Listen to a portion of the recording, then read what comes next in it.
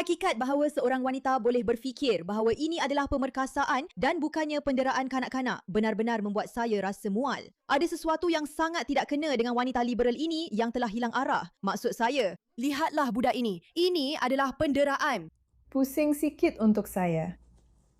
Wah, nampak cantik. Kenapa awak tarik selendang awak macam tu?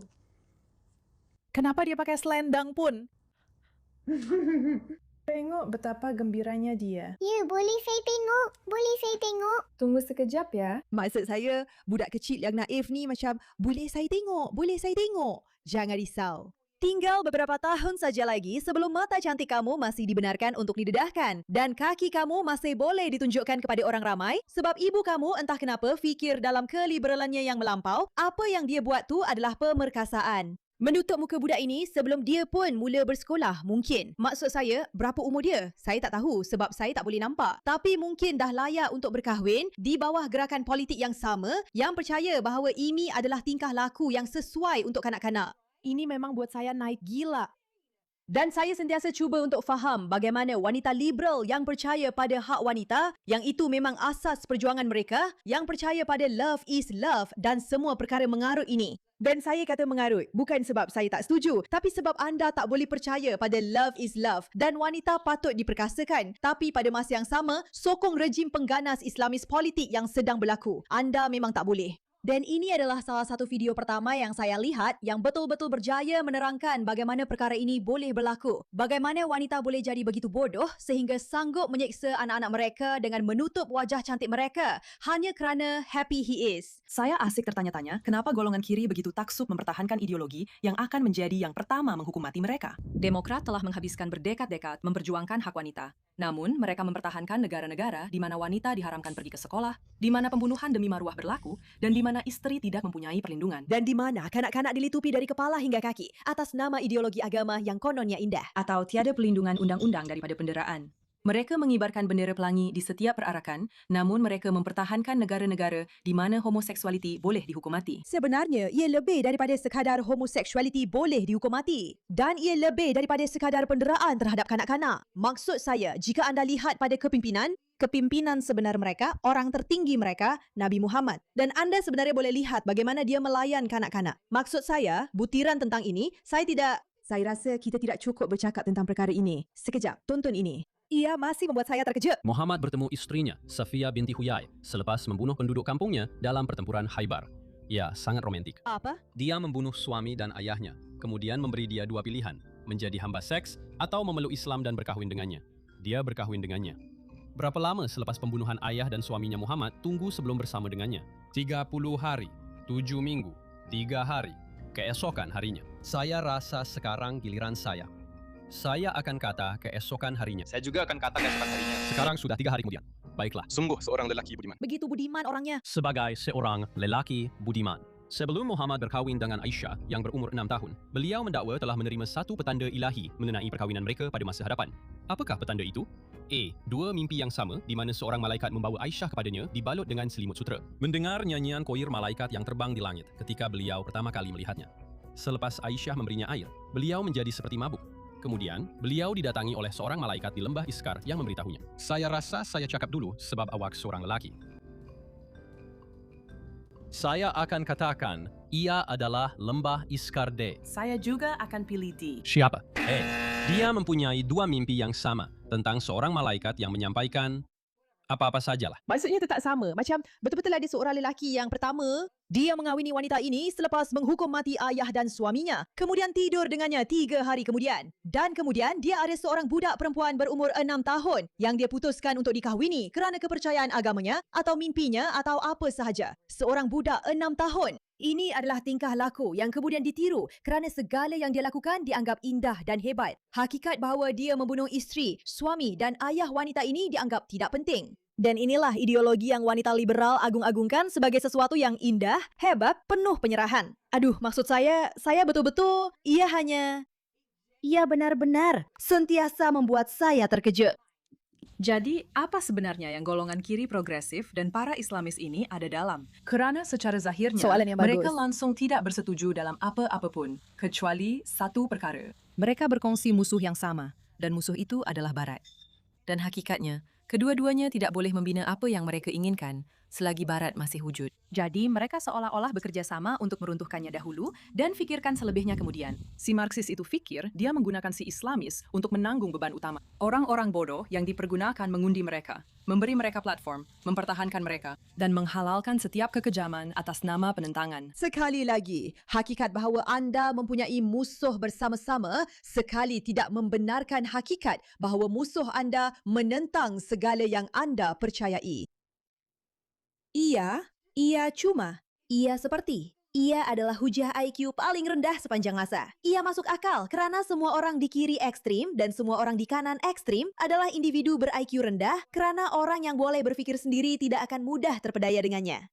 Tetapi hanya dengan fakta bahawa anda benar-benar fikir anda adalah pembela hak gay dan pembela hak wanita dan sebagainya dan masih menyokong orang-orang ini kerana anda membenci Barat yang sebenarnya adalah orang nombor 1 yang memperjuangkan dan mempertahankan nilai-nilai anda, mempertahankan wanita, hak gay dan sebagainya. Ia memang sangat bodoh. Maksud saya, ia memang betul-betul kebodohan yang tiada tolok bandingnya. Dan apa yang menanti mereka selepas tugas itu selesai adalah sesuatu yang sejarah telah tunjukkan kepada kita. Iran 1977, golongan Marxis dan Islamis bersatu untuk menggulingkan Shah. Ya. Sebaik sahaja mereka menang, golongan Islamis telah menghukum mati setiap seorang golongan kiri yang membantu menjatuhkan mereka. Tidak. Dipenjara, diseksa, atau hilang. Tidak. Golongan kiri memberikan revolusi kepada mereka dan dibalas dengan peluru. Tapi mereka tak boleh lakukan itu di sini kerana tiada siapa yang kelaparan. Perkara tentang revolusi sosialis ialah mereka perlukan keputusasaan sama ada kebuluran atau penyakit dan itu bukan Amerika. Jadi, mereka perlukan strategi yang berbeza. Kerana inilah yang telah dilakukan oleh golongan kiri sementara itu. Mereka telah menjadi mesin pencuci imej. Dan maksud saya ialah, Barat tidak akan menerima ideologi yang secara terbuka tidak bertoleransi.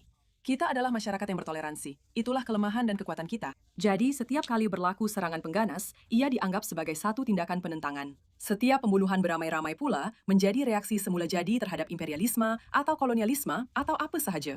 Mereka tidak mempertahankan ideologi itu secara langsung. Mereka hanya menjadikan kekejaman itu seolah-olah masuk akal kepada Anda. Berkali-kali sehingga kerangka moral Anda berubah tanpa Anda sedari. Mereka membuat anda percaya bahawa okey, atas nama penentangan, memang tidak mengapa untuk meletupkan orang atau menembak mereka atau anda tahu semua perkara seperti ini. Sekali lagi, ironi di sini ialah golongan kiri sebenarnya sangat menentang senjata api.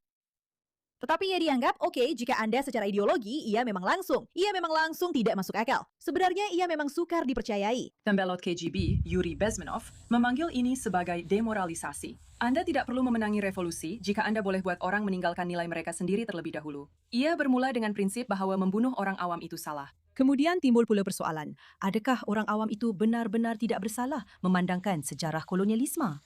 Anda tidak perlukan penaklukan Islam secara paksa apabila anda boleh membawanya masuk atas nama belas kasihan. Dan golongan kiri akan menjadi yang terakhir sedar apa yang mereka bantu bina sehinggalah mereka menjadi yang pertama ditembak. Maksud saya, secara literal, anda akan melihat perkara ini. Ini adalah satu bentuk pemerkasaan kepada seorang liberal motard yang telah terpedaya dengannya. Ia benar-benar memualkan. Apa yang kita baru tonton itu memang benar. Kita semua tahu pengakhiran cerita ini. Kita semua tahu bahawa orang Islam hanya menggunakan golongan kiri. Dan apabila mereka dapat apa yang mereka mahu, apabila mereka dapat kuasa politik, mereka akan membuang golongan kiri. Dan kita semua tahu apa yang akan berlaku seterusnya. Saya tak akan sebut secara terang-terangan, tapi hakikatnya, ramai orang Islam secara terbuka menyatakan rancangan ini. Mereka kata mereka menggunakan golongan kiri. Tapi entah kenapa golongan kiri tak nampak perkara ini. Ini salah seorang daripada mereka di sini. Mereka sendiri yang mengatakannya. Dan golongan kiri sedang mengorbankan anak-anak mereka demi perkara ini. Itulah yang sangat gila tentang perkara ini. Seolah-olah anda akan fikir sebaik sahaja anda mempunyai anak, anda akan mendapat kejelasan moral untuk mempertahankan dan melindungi anak itu. Tapi tidak. Di Amerika, kita ada golongan kiri politik. Ia adalah kiri progresif. Seperti yang anda tahu, ia sangat permisif dari segi seksual. Dan pergerakan politik ini nampaknya bersekutu secara pelik dengan Islam radikal. Boleh anda jelaskan perkara ini? Semasa saya seorang pelampau, seorang fundamentalis Islam, saya hanya akan mengundi kiri. Kenapa begitu? Saya anggap mereka sangat bodoh. Saya akan takut kepada golongan konservatif kerana mereka berprinsip. Itu golongan yang tak boleh mereka cuci otak. Tetapi golongan kiri, saya tahu mereka tiada nilai dan tiada prinsip sejak awal lagi. Saya cabar anda untuk cari seorang ekstremis Islam yang mengundi Donald Trump. Mereka tidak akan melakukannya. Itu memberikan undi mereka kepada golongan kiri yang suka berarak dalam perarakan kebanggaan. Dan ekstremis Islam menentang golongan gay, homoseksual and transgender. Tetapi mereka mahu golongan kiri sibuk dengan perkara itu. Mereka mahu mereka pergi bercakap tentang iklim, pergi bercakap tentang pengguguran. Kamu semua bodoh. Pergilah kawan, pergi saja. Pergi saja kamu semua dungu. Undilah kami. Kamu terlalu bebal sampai tak nampak ada masalah dengan perkara ini. Macam sempurna saja. Kami mahu kamu semua berkuasa dalam politik. Maksud saya, ia memalukan. Sebenarnya ia sangat memalukan. Dan saya akan akhiri dengan ciapan oleh J.K. Rowling kerana saya rasa ia sangat tepat untuk topik ini. Semakin tidak masuk akal dan jelas mengarut sesuatu kepercayaan itu, semakin ramai orang yang mempercayainya atau pura-pura percaya akan enggan menarik balik kepercayaan itu. Potensi untuk rasa malu meningkat seiring dengan tahap keterlaluan apa yang mereka tolan secara terbuka. Mereka rasa tiada pilihan selain untuk bertegas dengan pendirian mereka. Dan inilah sebabnya golongan Islamis bertegas. Bukan golongan Islamis. Golongan sayap kiri, IQ rendah. Sayap kanan, IQ rendah sedang bertegas dengan pendirian mereka. Mereka terus menyokong kerana ia begitu jelas sehingga seolah-olah ada tatu besar bertulis IQ rendah di dahi mereka. Tak dapat dipercayai. Terima kasih atas perhatian anda terhadap perkara ini.